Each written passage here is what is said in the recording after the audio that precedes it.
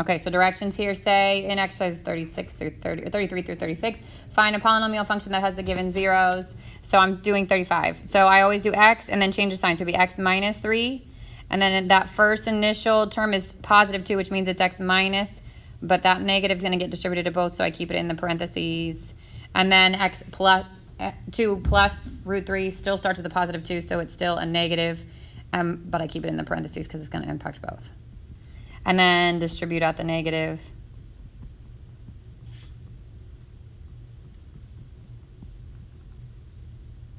And then I would start with the conjugates first so my square roots cancel out. So I'm going to start with these two first.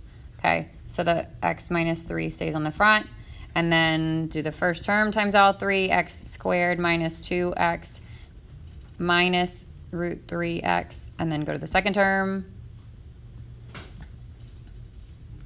So 2 times x, positive 2x, or sorry, that's a negative 2. Negative 2x plus 4 plus 2 root 3. And then do the last term.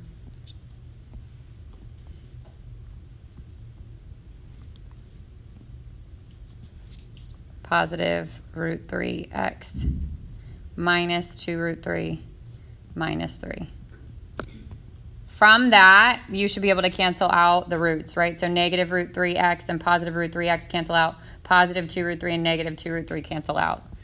If you don't, then you did something wrong because conjugates, they should cancel. So x squared, and then there's a negative 2x and a negative 2x, which is negative 4x. Positive 4, negative 3, positive 1. And then I have to FOIL those out. So x gets multiplied by all 3. And negative 3 gets multiplied by all 3. So I get x to the third minus 7x squared plus 13x minus 3. And it's an equation, so it gets an equals. I don't care if you put y or you put f of x. Technically, f of x would be right because it's a function, but as long as you give me an equals something, it works. Just don't do all that work and then not do equals. That stinks. And you lose points.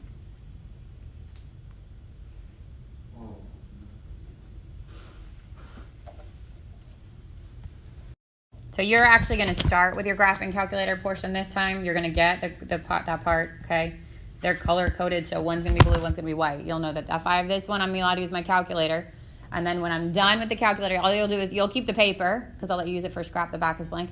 But you'll put your calculator on the floor. You cannot have your calculator and the secondary part on your desk at the same point. That's the only difference, okay? So the graphing portion is going to give you one. We told it was going to be some sort of word problem with a quadratic where you either have to find the max, you're going to have to find the zeros, depending on what it asks for, right? And then the second part is going to give you a function that's a higher degree. So something like an f of x equals something x to the third, blah, blah, blah, blah, blah, blah, blah. First question it's going to ask you is what are the possibles? So you're going to list out all the possibles. So obviously you don't need your calculator for that. And I want your answers to be exact, so I prefer you not use it. Okay? Then Descartes' rule to determine number of positives and number of negatives.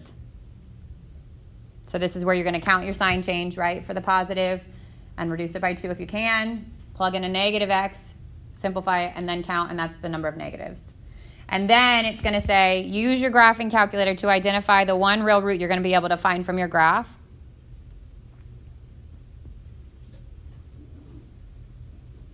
You're going to be able to find one root, and then that's going to go on the outside of your synthetic division. It should give you a 0 here because that's how you know it's a root. Whatever's left here, you're going to take and you're going to factor, and that's going to give you the remaining roots. Oh, so there's only going to be one question, and half of it is going to be, well, part of it's going to have the graphing and the other part's not. Correct. So it's only going to be one question with the Descartes rule and the possibles. Okay. Yeah. Okay, and then the rest, like on 2.3, is going to be like the long division. Correct. Plugging in the, okay. Yep. All the stuff you can do without a calculator. Yep.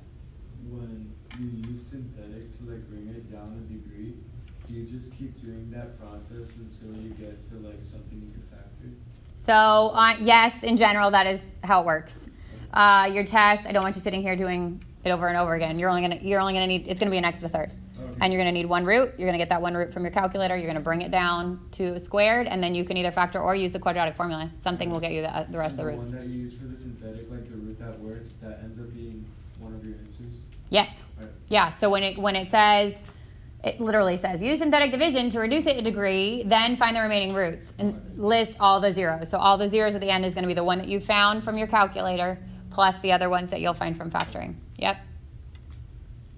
Sarah. And on this Karthik rule, you count the sign changes, and then from that number you subtract 2. Right. So if I count my sign changes and I get 3, then it's 3 or 1. Okay. If it's 4, it's 4 or 2 or 0. Okay. Yep. So you can get 0. Yeah. Okay.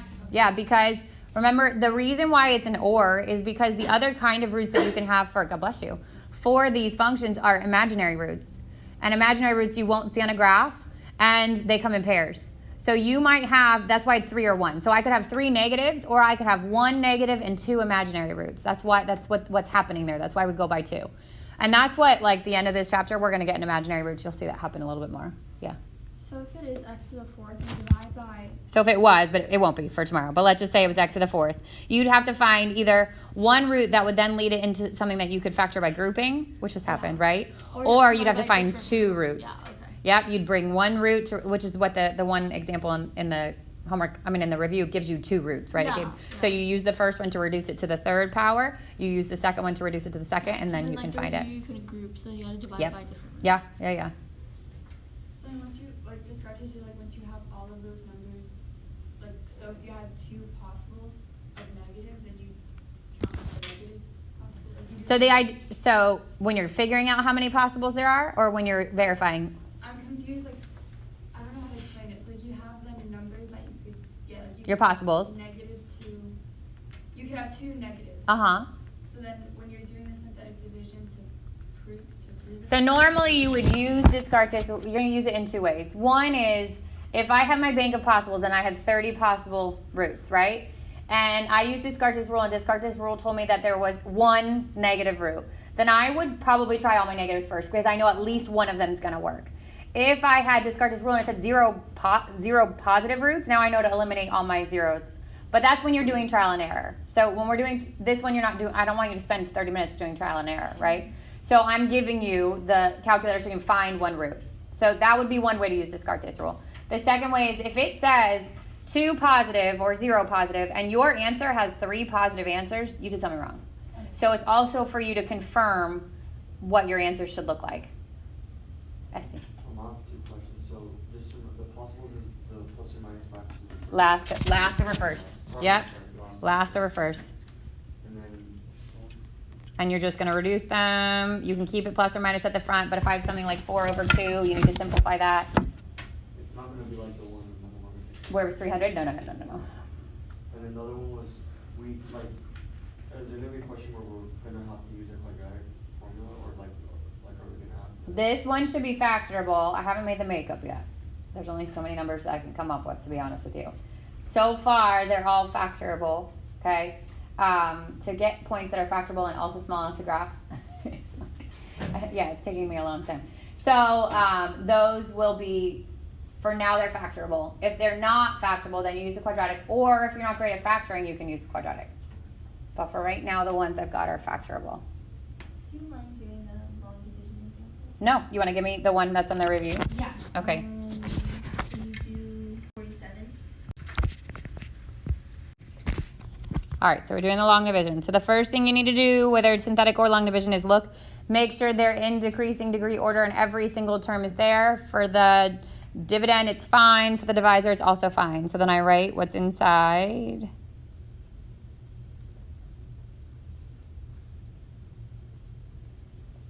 And then what's on the outside. And then first to first, right? So what do I have to multiply x squared by to get to 5x to the 3rd? And this would be 5x. Multiply it times all 3 terms. So 5x to the 3rd minus 15x squared plus 5x. And I change my signs. These cancel like they're supposed to. This is 2x squared minus 6x. Bring down the 2. And then first to first again, so positive 2. That gets multiplied by all 3. 2x to the 2nd minus 6x plus 2. Change your signs.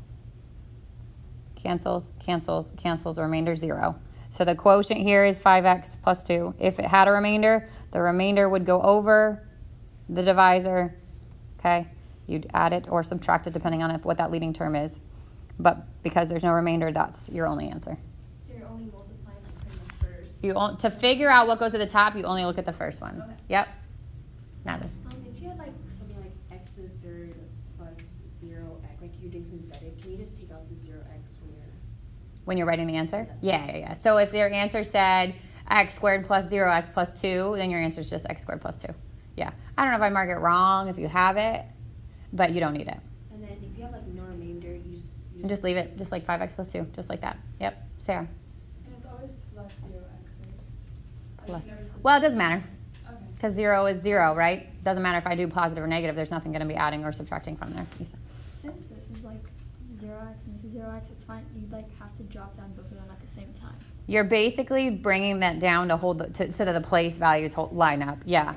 Yeah. And also, for like example 8, we didn't do it in class and I didn't find it in the video. It's on the video? It's like in the video, it's a different example number. The numbers were messed up on those notes, yeah. Okay. So then, All right, so it says verify the given factor or factors of the function. Find the remaining factors. Use your results to write the complete factorization and list all the real zeros of f. Confirm your results using, so you won't have your calculator on that part, right? So don't ignore that last part.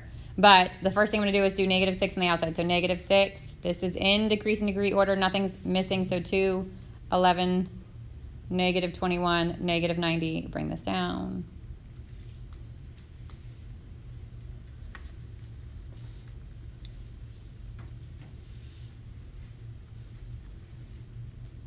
So that's A, verify, right? This should be 0. That's how you know.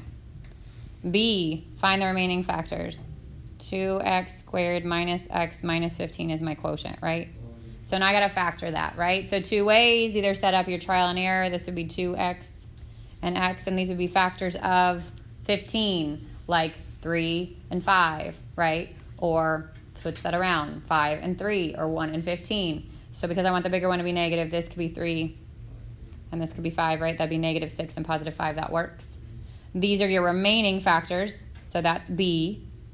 C says use your results to write the complete factorization. So C is the original x plus 6 they gave you, and 2x plus 5, and x minus 3. D, list all the zeros. Solve each of those. -6, -5/2, and +3. So factors are inside the parentheses. Complete factorization is all of them. And then roots or zeros would be solve that. You're welcome. If you get stuck and you are not familiar with the directions, it's going to waste time on your test. These have been the same sets of directions like over and over again, so make sure you learn them, okay? Because if you can spend less time reading directions, obviously they're important, you need to read them, but spend less time trying to decipher them because you've seen them before, it should be easier, and then your time can be spent actually doing the work instead of trying to figure out what you're supposed to do. So yeah. whenever it says like factorization, you just put like The complete factorization is all the different factors. So the factors are the ones that are in the parentheses after the x, right? It's all of them. Complete means include the ones that they gave you and what you found.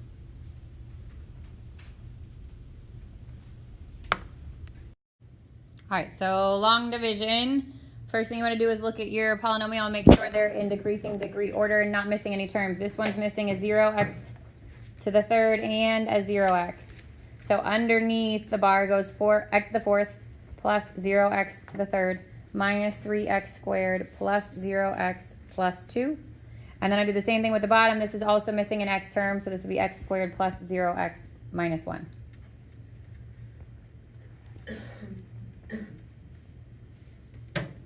And then to start, it's first to first. So what would I have to multiply x squared by to get to x to the fourth? X squared. And then I multiply it times each term on the outside. So x to the fourth plus 0x to the third minus x squared. Change your signs. Cancels. Cancels. But -3 and +1 would be -2x squared. And then I would bring down the next one. When you go to multiply this out, hopefully you catch it, but to multiply x squared to get to -2x squared, I need -2. When I multiply that out, I get 3 terms. So -2x to the second plus 0x, and then positive 2, which means I needed to bring down my other root. So there should be the same amount of roots, same amount of terms, no matter what time you're doing it. So if that ever happens, it's because of the 0x's that we plugged in. Just bring down the extra one. And then change your sign. So this cancels, and this cancels. My remainder 0, and my divisor, quotient is x squared minus 2. If there was a remainder, I would put it over x squared minus 1, but there's no remainder.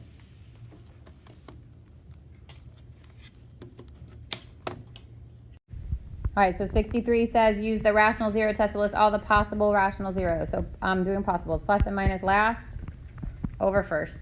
So the first thing you got to do is make sure this is in decreasing degree order, which it is.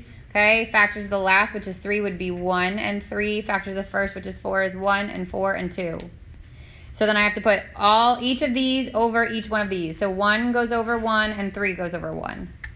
Then 1 goes over 2 and 3 goes over 2. Then 1 goes over 4 and 3 goes over 4. And then you just want to reduce what you can. So that's 1, that's 3, that's 1/2, that's 3/2, that's 1/4, and that's 3/4, and then it's plus and minus. Yep. So all of those are your possible roots. So let's say that this was like the part on the calculator, because that's when you're going to see the possible roots. Then I would look at my graphing calculator. One of the zeros is going to match one of those possible ones. I'll know that's the one I need to use. Put it on the outside of synthetic division, reduce it a degree, and then factor it. Does that have to be in any order you posted? No, I mean usually it's smallest to largest, but it's fine as long as they're there. Okay. Yep. Yep. For the example in the homework. So the test would say something like find the possibles.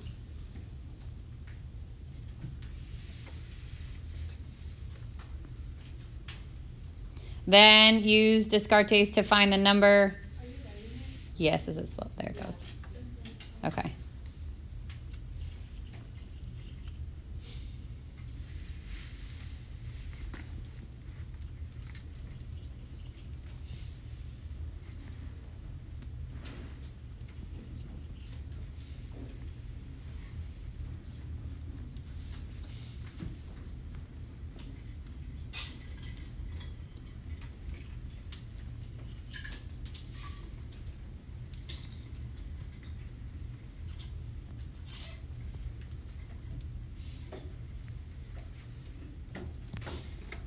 All right, so it'll get broken down like that. Like, here's your function, find the possibles. That's going to be a question.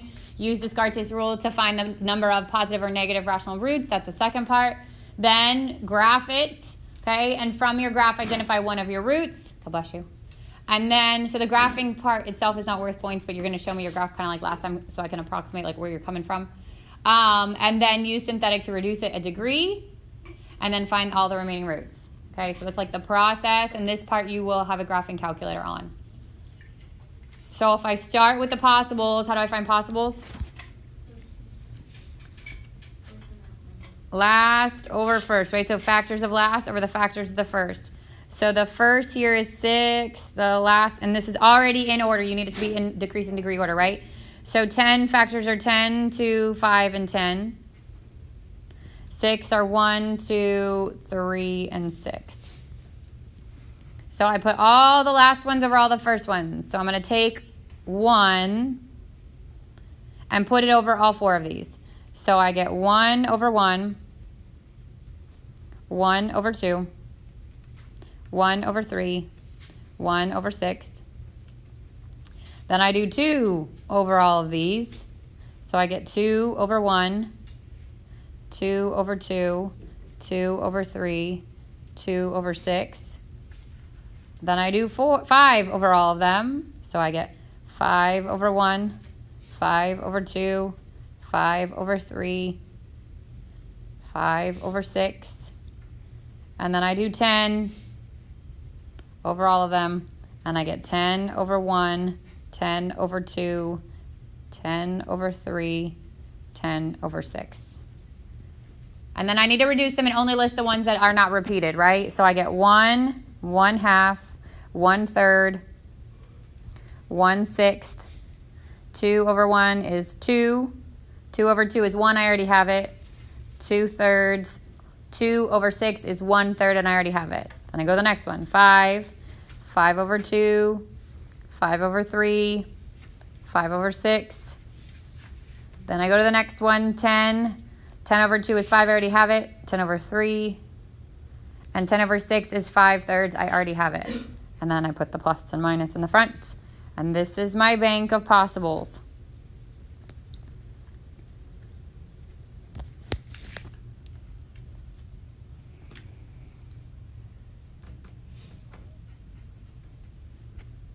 Okay, then I use this Karthik rule to find how many possible roots I should have, negative and positive. So for positive, what do I do?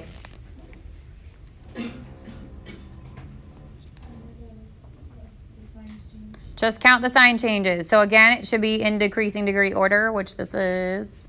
Okay, and then I count the sign changes. It starts positive, stays positive, changes to negative. That's one sign change, and then stays negative, which means I have one positive root.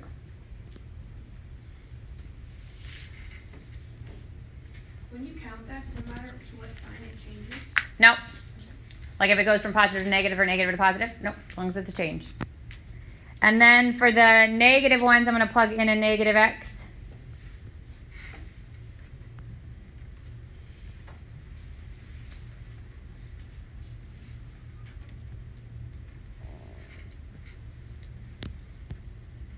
So I get negative 6x to the third. This becomes positive, so this stays positive 31x squared. This now becomes positive 18x and then negative 10. And I count.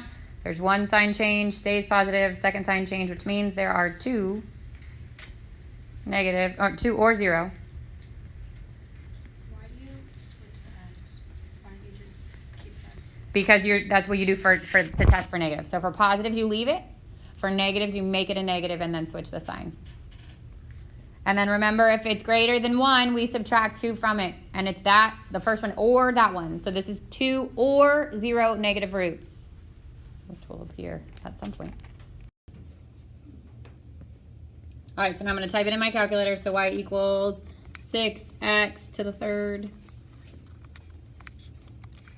plus 31x squared minus 18x minus 10. And graph it. Okay, so it looks like it's running through 1, but the way I can even confirm that a step further is by doing table, second table. And I'm looking for where it's 0. No, it's 2. It's not exactly 1. On your test, I gave you one that would be, you'd be able to identify it from your graph pretty easily. I don't need to spend some time. So I do this, and I do this. It's 0.833, okay? If I go to the other one,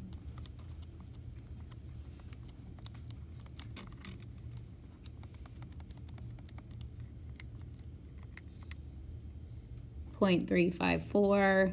There was one on here that was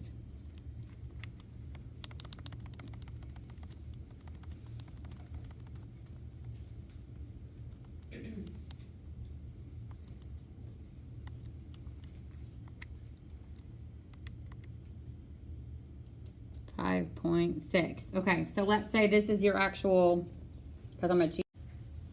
So the 0 that you can use is 5.6. Okay, on your test, this is a real root. Okay, it should be pretty obvious. Okay, what that 0 is.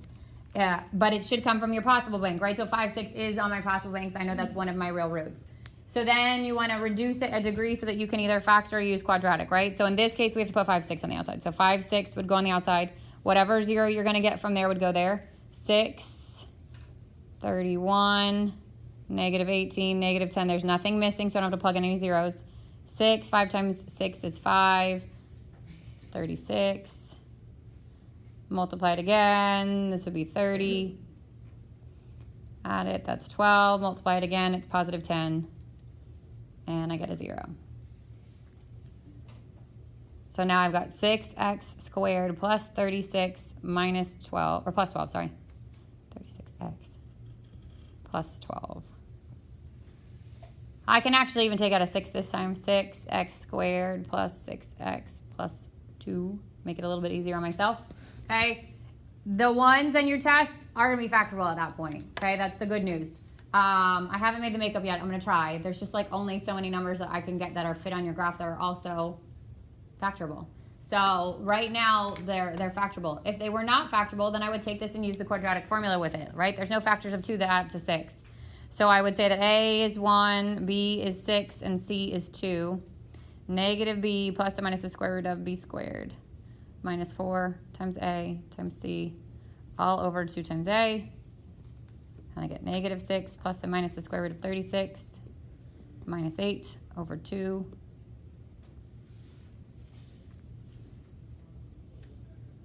This is 2 and 14, 2 and 7. Negative 6 plus or minus 2 root 7 over 2. Negative 3 plus and minus root 7 over. Oh, that's it. Those are your other roots, okay? So the one we got from the graph was 5, 6. This one's negative 3 minus root 7 and negative 3 plus root 7. So again, I will tell you at least for your test, that's tomorrow, it should be factorable, okay? It should be an easily identifiable root from your graph. It will either be something like a whole number or like a 0.5, something like that that you would know. But the process is the same. What would you do with the 6 that's outside? Because we're solving this, you're basically set that equal to 0. There's no way for 6 to be 0. You would divide both sides by 6, it goes away. So you only have to worry about if you take out a variable there. Other questions? Carolyn. All right, so 38, this is from 2-2, right? Sketch the graph of the function by applying the leading coefficient test, finding the zeros, plotting sufficient solution points, and then drawing a continuous curve through the points, okay? So the first thing you do is to find end behavior. I got to put this in order from highest degree down to the constant. So this would be negative 3x to the third minus 2x squared plus 27x plus 18. And then from here, my end behavior, because the highest exponent is odd and the negative's on the front, this rises left and falls right. So that'll get you some points. Then it'll say find the zeros. So I would see if I could factor this, right? See if I could factor by grouping. From the first set of parentheses, I could take it a negative x squared, and I get 3x plus 1. From the second set of parentheses, I could take out a 9. And I get 3x plus 2. Oh, no, that's 2. This is 2. Sorry. And then what's inside the parentheses is the same. So that comes out. And what gets grouped together is negative x squared plus 9. And then I need to solve these, set them equal to 0. This would be 3x equals negative 2, and x equals negative 2/3.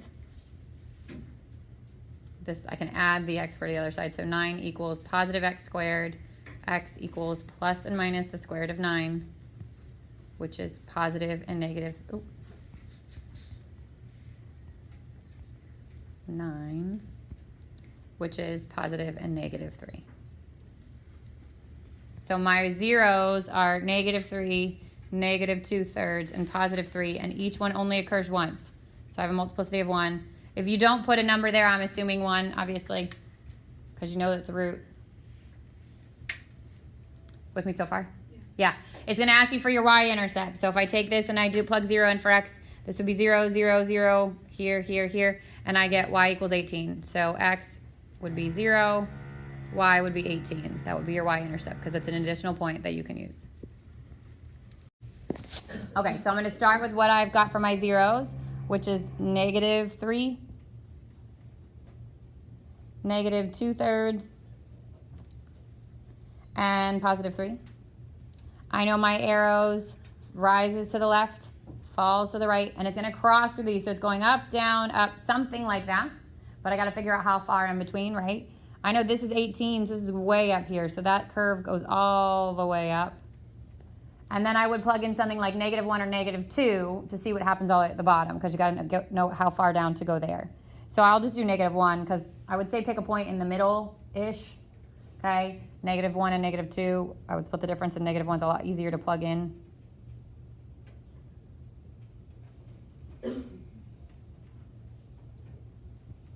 So I get -3 times -1, -2 times 1, -27 plus 18, 3 minus 2. This is 1. 1 minus 27 is -26. So that's -8. So I know from -1, I'm only going down to -8. And my curve, not perfect, but does something like that. So same rule as the quiz, you need at least 1 point in between each set of zeros. The y-intercept can be, if you're lucky, can be one of those points. If not, they need to plug in additional points.